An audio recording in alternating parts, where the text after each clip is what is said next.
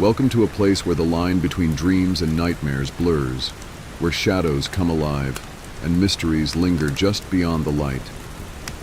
I'm your guide through this haunting realm, where every whisper tells a story, and every story pulls you deeper into the unknown.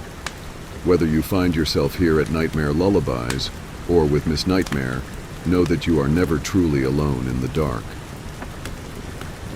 The change. It started with a bite. You didn't see what bit you. One minute you were walking home from work, minding your own business, cutting through that dark alley like you always did, and the next thing you knew, something lunged at you from the shadows. You felt a sharp, burning pain in your arm, and then it was gone, disappearing into the night before you could even react. At first, you didn't think much of it. It hurt like hell, sure, but you've had worse scrapes before. A bandage and some antiseptic were enough, right? That's what you told yourself. But then, things started to change. The first night you couldn't sleep. You tossed and turned, drenched in sweat, your skin burning like it was on fire.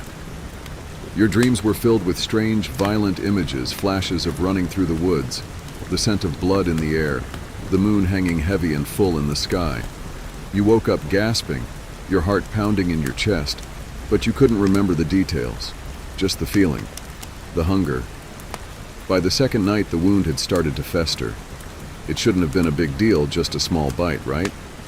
But it was getting worse. The skin around it turned black, oozing something thick and foul. You tried to clean it, but no matter what you did, it just kept spreading, inching up your arm like a disease. And then, the fever set in. It was like your body was on fire, your veins pumping molten lava through you. You couldn't stop shaking, every muscle in your body spasming uncontrollably. The pain was unbearable. You felt your bones shifting, grinding against each other as if they were trying to break free from your flesh. You looked in the mirror that morning, hoping to see some sign that it was getting better. But what you saw made your blood run cold. Your eyes were different. They weren't your eyes anymore. The pupils had narrowed into thin vertical slits, like an animal's. The whites were tinged with a sickly yellow, and the skin around them looked wrong, tight, pulled too thin over your skull. You blinked, trying to shake it off, but the reflection didn't change. Those weren't human eyes staring back at you. They were something else. By the third day, the hunger was unbearable. It wasn't the normal kind of hunger. Nothing you ate satisfied it. You tried everything, burgers, pizza, even raw meat, but it all tasted like ash in your mouth. The hunger gnawed at you, deep in your bones, growing more intense with every passing hour. You stopped going to work, stopped talking to your friends. They wouldn't understand. How could they? How could you explain what was happening to you when you didn't even understand it yourself? The bite was just the beginning. You spent most of your time in the bathroom, staring at yourself in the mirror, watching as the changes spread, slowly consuming you. Your teeth were sharper now, longer. Your skin had taken on a sickly, grayish hue, and your fingers gaued. Your fingers had stretched, the nails turning black and claw-like. You couldn't even look at your hands without feeling sick, but you couldn't stop staring. You could feel something crawling under your skin, like insects burrowing deep into your flesh, gnawing away at you from the inside. You tried to fight it. You tried to tell yourself it was just in your head, that you were imagining things. But deep down, you knew the truth. You were changing. You could feel it in your bones. On the fourth night, you blacked out. One minute you were pacing around the apartment, your head buzzing with 1,000 frantic thoughts, and the next thing you knew, you were waking up on the floor, your clothes soaked in blood.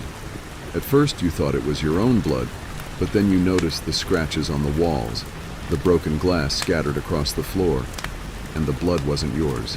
It wasn't even human. You followed the trail of blood to the kitchen, your heart pounding in your chest. That's when you saw it. The thing on the floor, it wasn't a person. It was a dog, or at least what was left of one. Its body was torn apart, pieces of it scattered across the room, its fur matted with blood. You could barely recognize it, but you knew it was the stray dog that sometimes wandered outside your building. Your hands were trembling as you looked down at your fingers, covered in blood and fur. You tried to tell yourself you didn't do this. You couldn't have done this. But you knew. Deep down, you knew. The hunger, the blackout, the blood. You did this. By the 5th day, you couldn't even recognize yourself anymore. You stopped looking in the mirror. It was too much. Your face was no longer your own. Your jaw had stretched. Your teeth too long, too sharp. Your skin was pale and cracked, thick veins pulsing just beneath the surface. You were taller, hunched over, your bones straining against your flesh like they were trying to break free. You weren't human anymore. You barely slept. When you did, the nightmares were worse.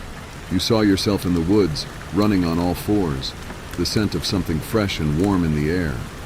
Blood. You could feel the earth beneath your feet. No, not feet. Claws. You were hunting. You could hear the pounding of a heart in the distance, smell the fear on the wind. You woke up each time gasping for air, your mouth dry, your stomach twisted with hunger. But it wasn't food you craved. You started locking yourself in the apartment, afraid of what you might do if you went outside, afraid of what you had already done. But it didn't matter. The change was inside you, growing, festering, eating you alive. By the 6th night, you couldn't hold it back anymore. The hunger was too strong. It gnawed at you, twisted your insides until you couldn't take it. You needed to feed. You could feel it in your bones, your teeth aching, your body trembling with the need to hunt, to tear, to consume. You fought it as long as you could. But then, something snapped. You don't remember how you got out of the apartment. You don't remember the moment when you gave in. But when you woke up, you were in the alley. The same alley where this all started. But you weren't alone. There was a body next to you. Not a dog this time. A person. Their chest was ripped open, blood pooling beneath them, their eyes staring blankly at the sky. You could still taste the blood on your lips, feel it drying on your skin. The hunger was gone, but only for a moment. You could already feel it creeping back in, stronger now, more insistent. This time you didn't cry. You didn't scream. You just stared at the body, your mind numb, knowing this was who you were now. You weren't human anymore. You were a monster. And the worst part? You didn't care. The bite was just the beginning. You can feel it now, the change, the hunger, the thing inside you growing stronger every day. There's no going back. You've already lost yourself. And soon, you won't even remember who you were. The endless cycle. It all began on an ordinary Tuesday. You woke up to the sound of your alarm blaring, its shrill tone cutting through the silence of the early morning. Rubbing the sleep from your eyes, you swung your legs over the edge of the bed, the chill of the wooden floor sending a shiver up your spine. As you shuffled to the bathroom, everything felt normal, too normal, in fact. You brushed your teeth, splashed water on your face, and stared into the mirror. Your reflection looked back, the same tired eyes and messy hair you'd grown accustomed to seeing. Yet, a feeling lingered, a nagging sensation in the back of your mind that something wasn't right. When you left for work, the sky hung heavy with gray clouds, a foreboding hue that matched your unease. The streets were eerily quiet. Even the birds seemed to have vanished, leaving only the sound of your footsteps echoing in the stillness. You chalked it up to a coincidence, a gloomy day affecting the atmosphere. But as you arrived at the office, things began to unravel. Your co-workers were strangely distant, their conversations muted and hushed. Whispers filled the air, and every time you approached, they fell silent, exchanging furtive glances that sent chills racing down your spine. You tried to shake it off, but the feeling that something was off persisted like a ghost haunting you. At lunch, you sat alone in the break room, feeling the weight of the atmosphere pressing down on you. You pulled out your phone to distract yourself, scrolling through social media, but even that felt different. The posts seemed darker, filled with ominous messages that made your heart race. Then, just as you were about to put your phone down, you noticed a notification from a friend. Be careful. It's coming for you. Your heart dropped. What did that mean? You quickly texted back, but there was no response. Panic clawed at your insides as you looked around, the silence of the break room closing in on you. When you finally made it home, the shadows seemed to stretch longer, curling into the corners of your vision. You locked the door behind you, a futile attempt to keep whatever was lurking outside at bay. As night fell, you tried to distract yourself with television, but the shows felt wrong off in some inexplicable way. Each episode was eerily familiar, echoing moments from your own life that made your skin crawl. You flipped through channels, hoping to find something normal, but it was all the same, trapped in a cycle of déjà vu that left you breathless. Hours passed, and eventually, exhaustion claimed you. You dragged yourself to bed, but sleep wouldn't come. Every creak of the house sent jolts of terror through your body, and the shadows in your room twisted and writhed, forming shapes that felt too real. When you finally drifted off, your dreams were filled with unsettling images, dark figures lurking in the corners, whispers just out of earshot, and an overwhelming sense of dread that filled your chest until you woke with a gasp. The next morning, the alarm rang again, and the cycle began anew. You woke up in a cold sweat, heart racing. The same ordinary Tuesday greeted you. Rushing to the bathroom, you stared into the mirror, the same reflection staring back, but this time, the unease settled deeper in your bones. As you trudged through the day, the same eerie silence surrounded you at the office. Your coworkers still avoided eye contact, their whispers sharper than before, filled with urgent tones that made you shiver. You felt eyes on you constantly, prickling the back of your neck. But it was lunchtime that shattered the last of your sanity. You checked your phone, and there it was, again, a message from your friend. "It's coming. Don't trust them." You felt your stomach drop. "What's coming?" you whispered, but there was no reply. In that moment, you realized you were caught in a loop, trapped in a nightmare that you couldn't escape. Every day followed the same pattern, but each time you woke up, the atmosphere felt heavier. By the third night, fear clawed at your insides, consuming you. You spent the nights pacing, unable to shake the feeling that you were being hunted. The fourth day came, and you noticed something different. Your co-workers were disappearing one by one. First, it was Mark, the friendly guy who always sat next to you. Then Lisa, who'd shared her lunch with you just days before. Each time you tried to ask what was happening, but the whispers grew louder and the glances more urgent. "What's going on?" you pressed, but they just shook their heads, eyes wide with fear. "You need to leave," one of them whispered before they too vanished without a trace. You returned home, heart racing, frantically calling friends, but all you got were voicemails and echoes of silence. You felt your sanity slipping as dread wrapped around your throat, squeezing tighter with each unanswered call. That night, sleep eluded you. You paced your apartment, the shadows creeping closer, twisting into nightmarish shapes that seemed to breathe with malevolence. You could feel something watching you, lurking just out of sight, and when you finally succumbed to exhaustion, you dreamed of darkness swallowing you whole. On the fifth day, you woke up gasping for breath, the realization crashing over you like a tidal wave. This wasn't just a nightmare. It was a warning. You stumbled out of bed, determined to escape the cycle. You needed to break free. You ran to the door, heart pounding, and flung it open. But the hallway outside was wrong, darker, suffocating, twisting in ways that defied logic. You tried to find your way, but every turn led you deeper into a labyrinth of shadows. The whispers echoed all around you, a cacophony of despair, but one voice stood out. "Join us." You felt a tug at your mind, a pull towards something dark and enticing. It whispered promises of comfort, of belonging. You hesitated, caught in a battle between fear and a chilling desire to give in. But deep down, you knew what that meant. You remembered your friends, the ones who had vanished, the feeling of loss, the sinking dread. You couldn't let it end like this. The sixth night enveloped you like a shroud, the darkness thicker than before. You felt the presence closing in, suffocating. Desperate, you locked yourself in your room, hoping against hope that somehow you could break free. But the shadows whispered sweet nothings, and the familiar figures of your friends appeared, their eyes hollow, pleading for you to join them. "Please," they said, voices a haunting echo of their former selves. "It's too late for us, but you can still be one of us." You felt the ground slip beneath your feet, the room spinning as reality twisted around you.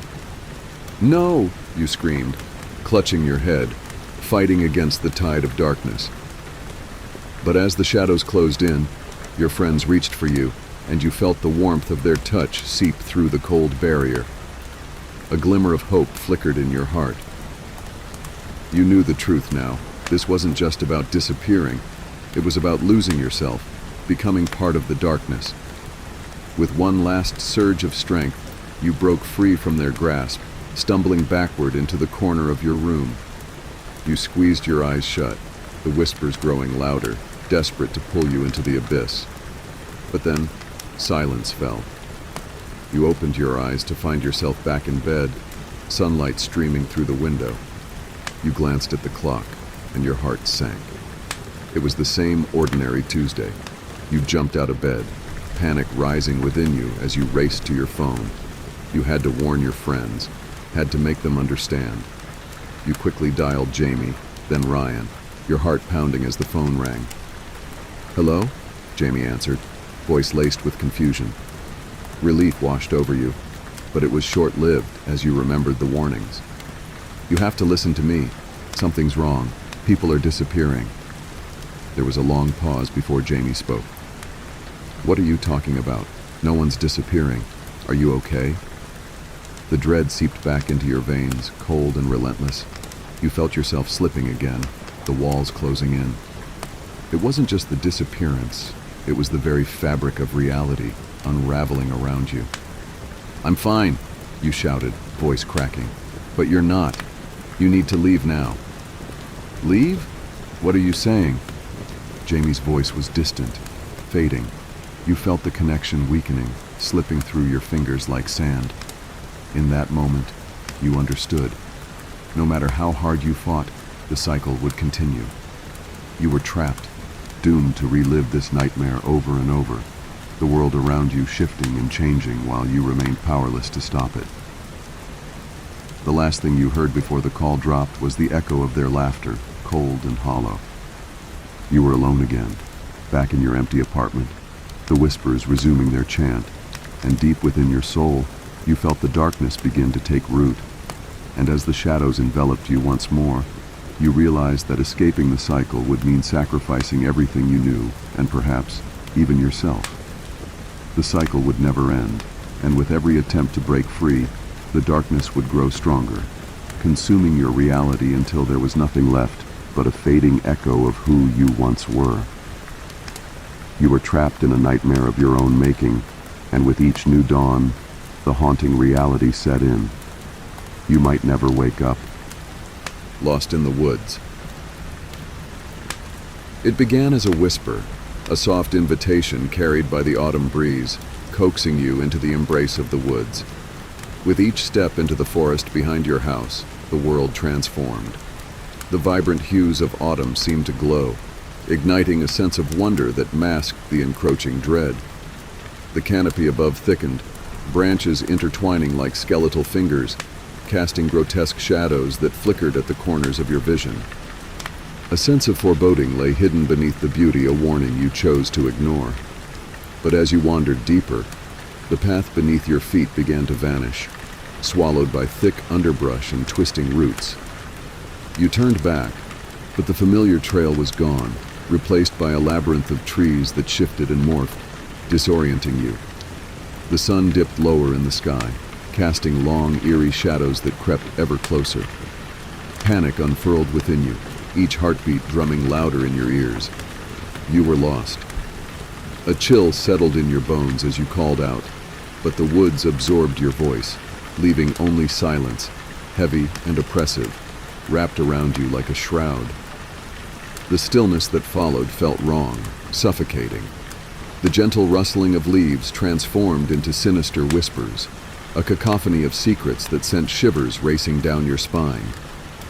You pressed on, adrenaline coursing through your veins, But the woods were alive, shifting and changing around you, their very essence a living nightmare. Then you heard a soft rustle behind you, a faint echo of footsteps that quickened your pulse. You turned, heart hammering, but there was nothing. Just the suffocating dark and the oppressive weight of the trees, their gnarled branches twisting like dark tendrils reaching for your very soul. As dusk descended, the shadows grew bolder, morphing into grotesque shapes that flickered just out of sight. You stumbled forward, every instinct screaming for you to turn back. In your desperation, you began to run, but the ground beneath you seemed to shift, roots wrapping around your ankles, pulling you into the earth. The trees closed in tighter, the whispers growing louder, surrounding you in a chorus of dread. "Help us! Help us!" they moaned, voices dripping with despair. You felt the darkness pressing in, suffocating your thoughts, each breath coming in ragged gasps. You broke into a clearing, the moonlight illuminating an ancient tree at its center, its trunk twisted and gnarled, roots snaking out like a living creature. At its base lay a figure, curled and still. Heart pounding, you approached, a mixture of fear and curiosity driving you forward. As you knelt beside the figure, the moonlight revealed a child, pale, gaunt, and unnaturally still. Their eyes fluttered open, revealing pools of darkness, voids that seemed to swallow the light. "Help me," they whispered, voice echoing with a chilling resonance. You reached out, but a sudden jolt of fear coursed through you, freezing your hand in midair. "Where are your parents?" you asked, your voice shaking. But as the child's gaze bore into you, the air thickened with an unsettling sense of foreboding. The woods felt alive, pulsating with an ancient hunger. You glanced around, the darkness closing in, tendrils creeping toward you, wrapping around your thoughts like vines choking the life from a flower. "No!" you gasped, pulling away, but the child reached out, their fingers brushing against your wrist, ice cold. "Stay with us," they murmured, and in that moment you felt the weight of the forest pressing against you, a wave of despair crashing over you. The trees whispered, "Join us, join us." You tore away, stumbling back into the shadows, heart racing as you fought against the growing dread. Each step felt like a betrayal of your instincts, and the darkness surged, hungry for your fear. You ran, but the woods seemed to twist and shift around you, every direction leading deeper into despair. The whispers turned into a chorus of shrieks, the trees groaning as if in pain. "You cannot escape," they cried, voices echoing in the night. You felt the shadows closing in, their presence a suffocating blanket that threatened to swallow you whole. The ground heaved beneath you, roots rising up like serpents wrapping around your legs, pulling you down into the dark. "Help us!" the voices pleaded, merging with the cries of the child as you felt the darkness clawing at your sanity. And then you saw it, a flicker of movement among the trees, a shadow darting just beyond your reach. You turned, breath hitching in your throat, heart pounding with primal terror. What was hunting you? You sprinted toward the flickering moonlight, desperate for freedom, but the shadows followed, taunting you. "Join us!" they cried, their laughter echoing through the woods, a cacophony of despair that sent chills racing down your spine. Finally, you stumbled into another clearing, the moon illuminating a horrific sight. The figures emerged from the shadows, hollow-eyed children, twisted and wrong, their mouths twisted into grins that sent icy fear coursing through you. "Stay with us," they hissed, their voices blending into a chorus of despair. In that moment you understood. They were all lost souls, trapped within the woods, forever searching for a way out. They were the remnants of those who had come before you, and now they wanted you to join them, to become one with the darkness. "No, I won't," you screamed, desperation fueling your flight. But the darkness surged, swallowing the light, and as you turned to escape, a force yanked you backward, pulling you toward the waiting shadows. You fought against it, clawing at the ground, but the weight of despair was too strong. You could feel your thoughts slipping away, memories fading like wisps of smoke, lost in the suffocating black. When you awoke, dawn broke through the trees, light spilling into the clearing. You sat up, disoriented, confusion swirling in your mind. But as you looked around, horror washed over you. The familiar path that led home was gone, replaced by an endless expanse of twisted trees, their branches blocking out the sky. You scrambled to your feet, dread clawing at your throat. Had it all been a dream? The thought slipped away as you felt it, the eyes of the woods upon you, watching, waiting. You could sense the darkness lurking just beyond the trees, and the whispers returned, now more insistent, more demanding. Join us. Join us.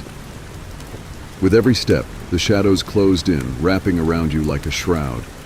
You fought against the pull, desperate to escape, but the darkness was a living thing, feeding on your fear, drawing you back into its embrace. As you stumbled deeper into the woods, you understood the horrifying truth. There was no escape.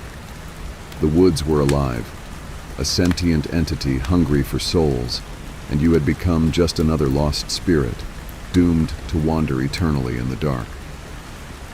The forest was a prison, a nightmare woven from shadows, and as you succumbed to the darkness, you realized you would never wake up. You were a ghost, lost in the depths of despair, forever entangled in the woods' chilling embrace, your whispers joining the chorus of lost souls, forever pleading for escape. The doll in the attic. There was always something wrong with the house on Sycamore Street. The towering Victorian home had sat abandoned for years, its windows dark, its walls thick with rot and shadows. The townspeople avoided it, whispering about its past, about the child who had once lived there, Abigail Turner, and the doll that had consumed her. Some said the house itself was alive, feeding off anyone foolish enough to enter. When Emily and Mark Lawson moved in with their 7-year-old daughter, Lily, they didn't believe in such things. To them, it was just an old house with character, but that was before they found the doll. The attic was the first sign. It was tucked behind a small hidden door that Emily hadn't noticed at first. It was a cold, dead space, the air thick with the smell of mildew and decay. She felt uneasy the moment she stepped inside, as if the room were watching her. And then she saw the doll. It sat in a wooden rocking chair near the window, its porcelain face cracked and yellowed with age. The eyes were what disturbed Emily the most, glass orbs that were too big, too human, too knowing. They seemed to track her every movement as she crossed the room. She reached out to touch it, her hand shaking. The moment her fingers brushed the doll's brittle lace dress, she felt a sharp, stabbing cold shoot up her arm. The rocking chair moved, not by much, but enough to make her gasp. She snatched her hand back, heart racing, and hurried out of the attic. As she descended the stairs, she could have sworn she heard a soft, distant giggle, like a child's voice echoing through the walls. That night, Emily awoke to the sound of soft scratching. At first, it was faint, just the barest whisper of nails against wood. But then it grew louder, more insistent, until it was like something was scraping directly above their bed. Mark stirred beside her. "Do you hear that?" she whispered, her voice trembling. He groggily sat up, listening. The scratching stopped. "It's probably mice," he muttered. "This place is old." Emily wasn't convinced. Something about the noise felt wrong. It wasn't random like an animal. It was deliberate. It felt alive. The next day, Lily found the doll. Emily hadn't told her about it, hadn't even mentioned the attic, but somehow Lily knew. She came running down the stairs, clutching the doll in her arms. "Mommy, look what I found! Isn't she beautiful?" Lily's voice was filled with excitement. Emily froze. The doll's cracked face stared up at her from Lily's arms, its glassy eyes glinting in the sunlight. "Where did you get that?" she asked, her voice tight with fear. "She was in the attic," Lily said. "She told me her name is Annabelle." Emily's blood ran cold. How do you know her name?" Lily smiled sweetly, her grip tightening on the doll. "She told me." That night, everything changed. Lily began speaking to the doll, whispering to it in the dark. Emily would stand outside her daughter's door, listening as Lily had long conversations with Annabelle. At first it seemed innocent enough, children often had imaginary friends. But soon Lily's behavior shifted. She became withdrawn, her once bright eyes dull and glassy. She spent hours alone in her room, just sitting there staring at the doll. The scratching sounds returned, but now they were louder, coming from all over the house. At night, the sound of footsteps echoed through the hallways, small, light footsteps, like a child walking barefoot on the wooden floors. Each time Emily tried to find the source, she would come across Annabelle, sitting in random places, propped up as though someone had deliberately placed her there. Once, she found the doll standing in the corner of the living room, facing the wall. The sight of it made her stomach churn. When she asked Lily if she had moved the doll, Lily just smiled and said, "Annabelle likes to walk around at night." Emily began having vivid nightmares. In them she saw Abigail Turner, the little girl who had once lived in the house. Abigail was always hanging from the rafters in the attic, her lifeless body swinging gently back and forth. But the worst part was that the doll was always there, sitting at Abigail's feet, its eyes gleaming with a twisted satisfaction. Each time Emily woke, she could still hear the creaking of the rope in her mind, the doll's eyes lingering in the darkness of her room.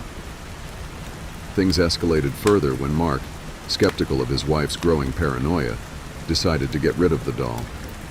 One night, while Lily was sleeping, he took the doll from her room and locked it in the basement. For the first time in weeks, Emily felt a sense of relief. Maybe it was just a doll after all. Maybe they were overreacting. But at 3 a.m., they woke to the sound of heavy footsteps thudding up the stairs. Emily's heart stopped. She grabbed Mark's arm, her nails digging into his skin. "Do you hear that?" The footsteps were slow, deliberate. They moved down the hallway, closer and closer to their bedroom. And then they stopped, right outside their door. Mark jumped out of bed, threw the door open and froze. There, standing in the hallway, was the doll. Annabelle's face was tilted upward, her wide, lifeless eyes staring directly at him. Her hands were raised, her fingers splayed out, as if she had been reaching for the doorknob. And behind her, etched into the wooden floor, were long, jagged scratches, as if she had crawled up the stairs on her own. Emily screamed. Mark grabbed the doll, his face pale with terror, and threw it out of the house, into the trash. They stayed awake all night, listening to every creak, every whisper of the wind. They thought it was over. They thought they had escaped the nightmare. But the next morning, when Emily went to check on Lily, she found her daughter sitting at the foot of her bed, her eyes blank, her face pale. "Mommy," Lily whispered. "Annabelle's back. She told me she's never going to leave us." Emily's throat tightened. She slowly turned and saw the doll sitting in the rocking chair, just as it had been when she first found it. But something was different now. The doll's eyes weren't just glass anymore, they were real, human. And they were watching her, unblinking, cold as death. Lily stood up, her movements stiff, unnatural. She held the doll in her arms, her gaze distant. "Annabelle said she wants to play with you now." Emily backed away, her mind racing. "Lily, put the doll down. Now." But Lily didn't respond. Instead, she lifted the doll's hand and placed it against her cheek. "She's mine now, Mommy. And soon, I'll be hers." Emily tried to run, but the door slammed shut behind her. The air grew thick and heavy, and she heard the giggling again, louder this time, coming from the walls, from the very house itself. The last thing Emily saw before everything went dark was the doll's face twisting into a grin, its porcelain skin cracking wide to reveal a gaping black void beneath. And in that void, she saw something writhing, something ancient and hungry, waiting to consume her. The house stands empty now, once again abandoned. But late at night, if you stand on the sidewalk and listen carefully, you can hear the faint sound of a child laughing. Some say it's Lily, others say it's Annabelle. But those who know the truth never speak of it, because some stories are better left untold. Now, no one dares to go near the house on Sycamore Street, but sometimes, on especially dark nights, people swear they see a little girl standing in the attic window, clutching a doll. And if you look too long, they say, you'll see the doll look back. The nightmare that followed me. For 7 nights straight, Amanda had the same nightmare. It began like any dream, ordinary, mundane. But then, things twisted. Each time the images grew clearer, more vivid, and the feeling of something dark lurking just beyond the edges became more pronounced. What started as a hazy dream turned into something far worse, a premonition that seemed to tighten its grip with every night. The last dream was the worst. In it, Amanda stood alone on an empty road. It was night, but the sky was strangely absent, no stars, no moon, just a blank, suffocating blackness pressing down on her. The fog rolled in thick waves, and the only thing visible was a flickering street lamp in the distance. It pulsed like a dying heartbeat, casting eerie shadows that danced unnaturally along the pavement. Amanda's breath was shallow, each exhale fogging in the cold, still air. There was a sense of wrongness in the atmosphere, something tangible, as if the very air was sick. She wasn't alone, though she saw no one. And then, like every night before, she heard the footsteps. They were slow, deliberate, and agonizingly steady. The sound echoed through the fog, sending a chill racing down her spine. Amanda's body tensed, but she couldn't move. She didn't dare look behind her. She already knew what she'd see. The man, a looming figure, tall and gaunt, barely visible in the thick haze. His eyes, glowing with a dull, sinister light, fixed on her. They were too bright, too aware for something that should only exist in a dream. His smile, stretched far too wide across his pale, decayed face, was an impossibility, a grotesque grin that sent shivers of revulsion through her. He raised his hand, pointing directly at her, his long fingers curling slowly, beckoning her to come closer. But she didn't want to. Every fiber of her being screamed to run, to wake up. And yet she couldn't. She felt paralyzed, like some invisible force was holding her in place, pushing down on her lungs, making it harder to breathe. In a sickeningly slow motion, he began to walk toward her, his footsteps pounding in her head like the ticking of a death clock. The fog parted around him like it feared his presence, revealing more of his distorted body. He moved unnaturally, his limbs bending in ways that shouldn't be possible, as if his joints were dislocated, broken. She tried to scream, but no sound came out. Her legs finally obeyed her, and she ran. The road stretched endlessly before her, no landmarks, no escape. The man was always just behind her, his breath hot on her neck.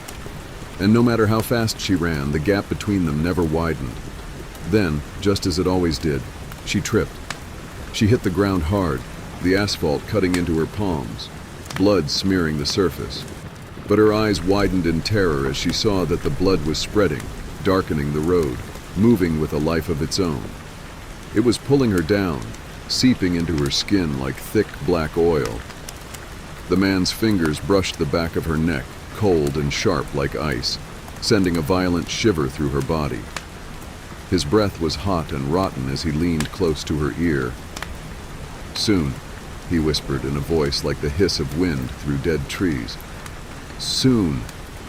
Amanda woke screaming, her sheets tangled around her body, drenched in cold sweat. Her heart pounded in her chest, but she was safe, in her bed, the room around her quiet. The nightmare clung to her, though the images far too clear for just a dream. She could still feel the pressure of his hand on her neck. She glanced at the clock. 3:33 a.m. The same time she'd woken every night for the past week. It wasn't a coincidence anymore. Amanda sat up, trying to shake off the lingering terror, but the feeling of dread refused to leave. Her house was quiet, too quiet. She couldn't shake the sensation that someone was watching her. By the time the sun finally rose, Amanda felt like a ghost. Her hands trembled as she poured coffee, her mind playing tricks on her. Out of the corner of her eye, she thought she saw movement in the hallway. a shadow that didn't belong. The sound of soft footsteps followed her through the house, but every time she turned, she saw nothing. She told herself it was just her nerves. The dream had rattled her, but she couldn't shake the feeling that something wasn't right. That night, she locked every window and door in the house. Even though it was ridiculous, Amanda couldn't help but glance outside, expecting to see him waiting for her. Her phone buzzed on the counter, startling her. She checked it, her heart skipping a beat. A message flashed across the screen from an unknown number. "See you soon." Amanda's stomach lurched. It had to be a prank, someone messing with her, but deep down, she knew better. Her hands shook as she deleted the message, trying to convince herself it was nothing. That night, Amanda dreamed again. But this time, something was different. The road was darker, the fog thicker, and the man he was closer, his face more detailed, more monstrous. His skin hung loosely from his bones, like it had rotted away over centuries. His teeth, sharp and too numerous, gleamed as his smile stretched grotesquely wide. This time when she ran, she felt the pull of the road under her feet, like something was alive beneath it, grasping at her legs, trying to drag her down. The air grew thick, her lungs burning with every breath. As she ran, she heard him laughing low, guttural, inhuman. She tripped again, but this time, when she fell, the man's hand clamped around her ankle. His grip was like iron, dragging her toward him as she kicked and screamed. The road was swallowing her, the asphalt splitting open like the maw of some monstrous creature. Her screams echoed in the vast emptiness as he whispered in her ear, "You can't escape me." Amanda woke, gasping for breath, her throat raw from screaming. But something was wrong. Her sheets were on the floor, and the air in her room was freezing.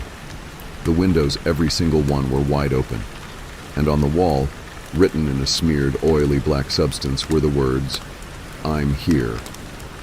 Amanda knew she couldn't stay in the house. She packed a bag and drove to a motel on the outskirts of town, desperate to escape the nightmare. But as the sun set, she felt it again, that sinking dread, that sense that no matter where she went, she couldn't outrun him. That night, in the sterile quiet of the motel room, she dreamed again. The same road, the same fog. But this time, when she woke up, it wasn't to safety, it was to darkness. Amanda sat up, her breath shallow, her heart racing. The motel room was gone. She was standing in the middle of the road, the fog swirling around her feet. The street lamp flickered, casting long, twisting shadows across the cracked pavement. Behind her, she heard the familiar footsteps, slow, deliberate. She turned, tears streaming down her face, knowing what she would see. The man was there, his glowing eyes locked onto hers, his smile wider than ever. He raised his hand, pointing at her as the fog thickened around them, suffocating, pressing in from all sides. "No," she whispered, backing away. "This isn't real. This isn't real." But his smile said otherwise. He stepped toward her, the road cracking beneath his feet. The fog swirled faster, darker, and Amanda felt herself being pulled into it, into the darkness, into the nightmare. This time, she wouldn't wake up. His voice echoed in her mind, low and taunting. "You can't wake up if you never left the dream."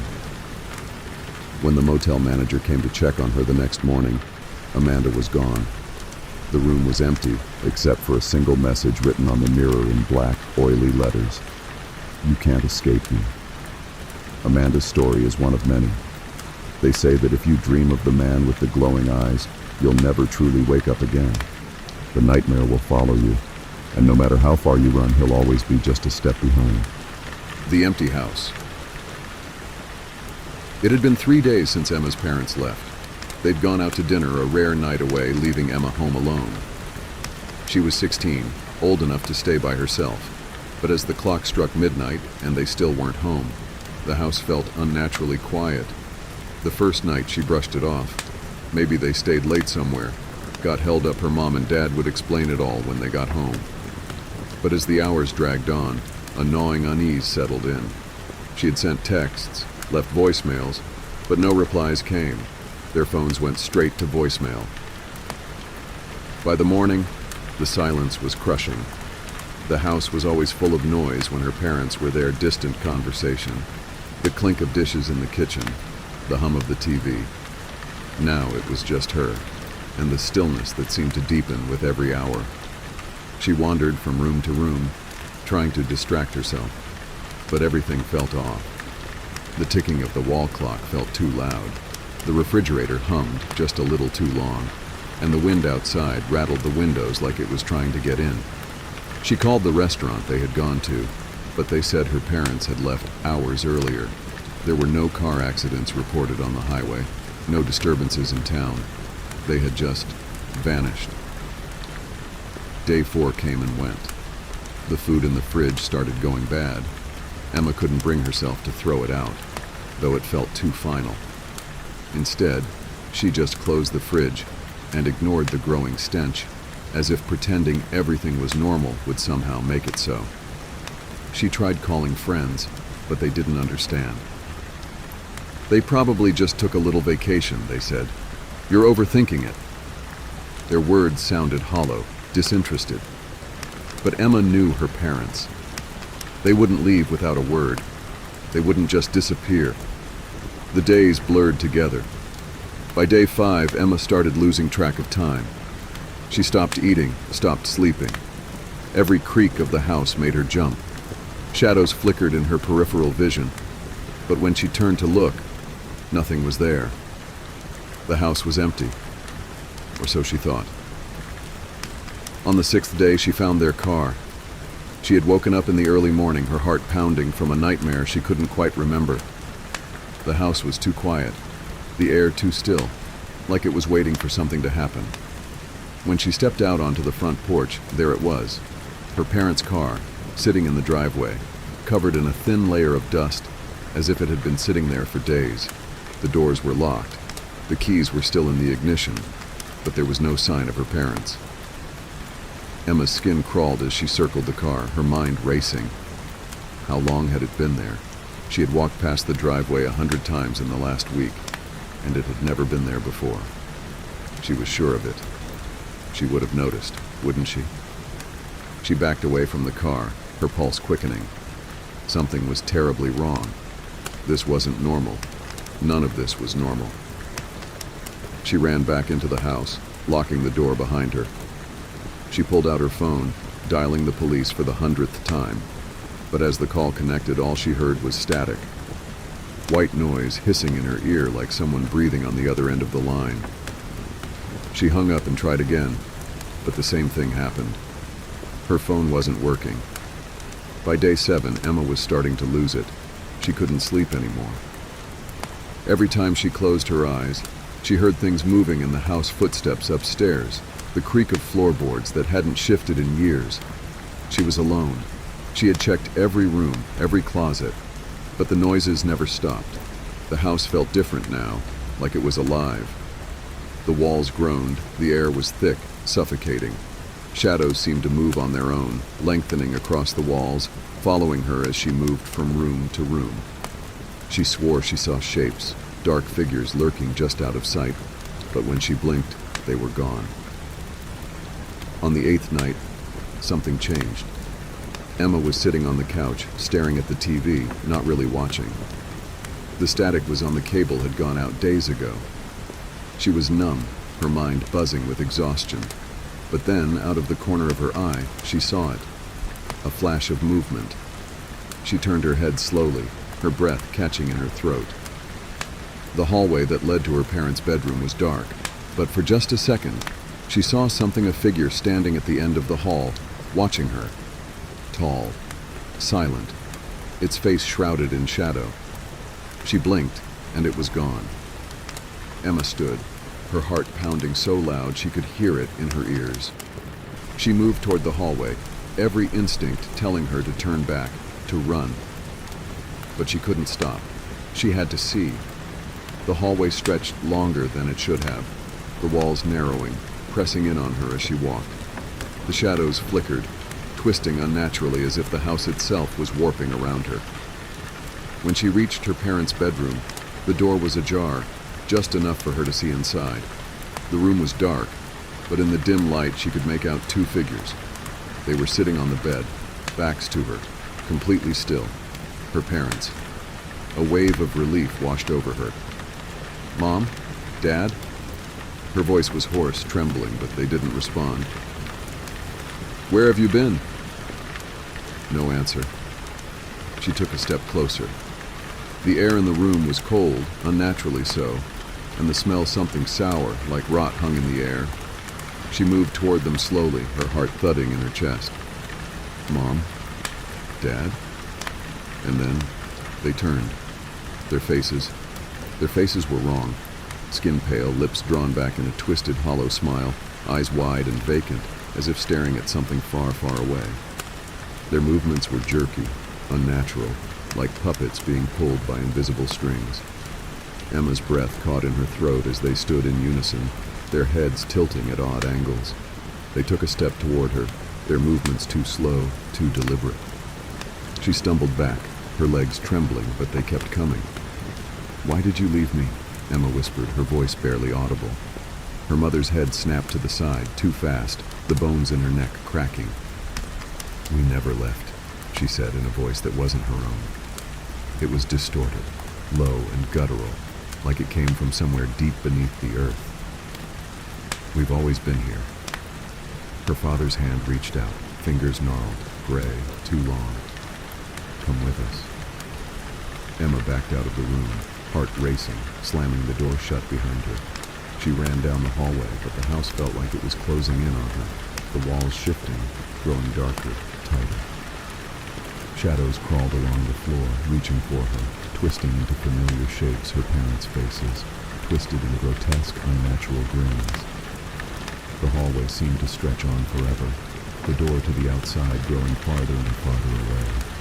She could hear them behind her now, their footsteps slow and deliberate, following her. "You can't leave," her mother's voice echoed through the walls, distorted and wrong. "You'll never leave." Emma reached the front door, her hands trembling as she fumbled with the lock. She yanked the door open and ran outside, the cold night air hitting her like a slap to the face. The street was empty, silent. The world outside the house felt eerily calm. But something wasn't right. The car was still in the driveway, but the street was different. The houses around her seemed wrong, distorted, like they were painted on a backdrop. The sky was too dark, too still, and the air carried a suffocating weight. And then she realized she wasn't really outside. The house had never let her go. A shadow passed over her, and she turned to see them, her parents, standing on the porch, their faces still twisted in that grotesque smile. Their voices echoed in her head, a low, insistent whisper that made her skin crawl. "Come inside, Emma. You'll never be alone again."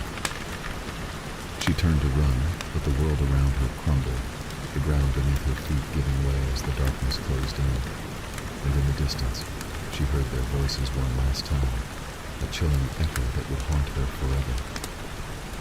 "You never left. You were always with me." Emma's parents never truly left the house, and now neither will she. No one knows what happened to her, but if you listen closely, some say you can still hear the sound of footsteps in that empty, dark hallway. As the darkness fades and the quiet settles in, you've wandered through another shadowed tale, leaving behind echoes of fear and fragments of mystery. But remember, the night never truly ends here. Whenever you close your eyes, these stories linger, waiting in the stillness, just beyond the edge of sleep. Until next time, when you dare to return to Nightmare Lullabies, or perhaps find yourself with Miss Nightmare, where your darkest dreams will once again be whispered into the night.